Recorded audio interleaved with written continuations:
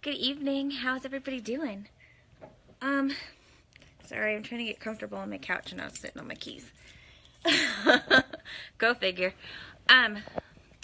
So, you know how people always say, I'll spare you the details, or I'll spare you the gory details and just get right to the point?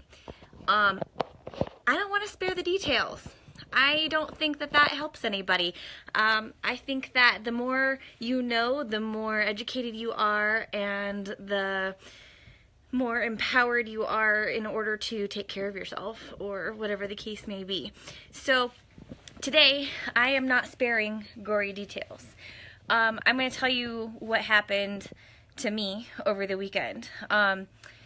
So my daughter, my wonderful, wonderful little daughter, turned 12 this weekend, and on Saturday, if you saw it, I posted a picture of me with a spatula singing a song, something like, licking a spoon, gonna find out who has a tummy ache soon. Yeah, that was totally me the next day, and I don't say these things lightly. So let me tell you exactly what happened on Saturday morning. I got up and I drank a cup of cold brew coffee, and then I proceeded to make the frosting, buttercream frosting for my daughter's cake.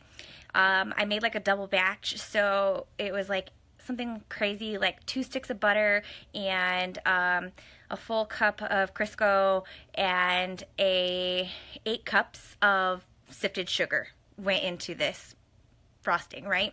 A lot of sugar, all right? That's whatever. And then I probably ate at least a half a cup of that. And that's no lie. I mean, it wasn't like I just sat there and like spooned it into my mouth. I mean, it was good. But I didn't just sit there and spoon it in my mouth. It was, licking a spoon and then mixing a color and then licking that spoon and then changing the little decoration tips I was using out and licking my fingers and putting some on the cake and getting some on my hands and licking that off. But I ate probably a half a cup of just straight up sugar and damaged fats and lard. Like, totally gross. And then I didn't eat lunch. I don't know. I was a busy day. I had a lot of things to do, cleaning my house, blah, blah, blah. And then for dinner, I had 3 deep dish pieces of extra cheese, extra pepperoni pizza. Sulp, right? That was amazingly delicious. However, it didn't feel so great the next day. Along with that pizza, I also had a slice of cake with, more frosting, sweet. And then I also had a scoop and a half of ice cream. And I had a low-carb alcoholic beverage. And I didn't drink much water, like, if any, at all that day. And that's saying a lot for me.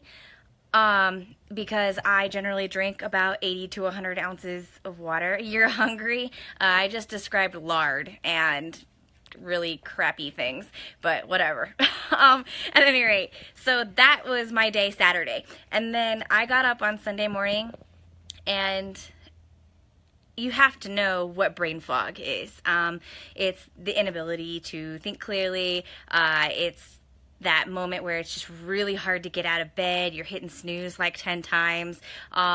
You know what I'm talking about. It's just sluggish and feeling like, in general, crap. So that was me Sunday morning trying to get out of bed and deal with 3 little girls that had stayed the night at my house.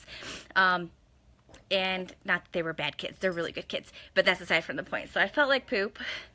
And no, and not only did I feel like poop, I literally had to. And I was running in and out of the bathroom all day long. And it was hard to hold myself and keep control of my bowels because I had put my body through so much hell. I mean, I'm not saying that I eat immaculately 100% of the time. That's not it, because I don't. But I do eat well at least 80% of the time.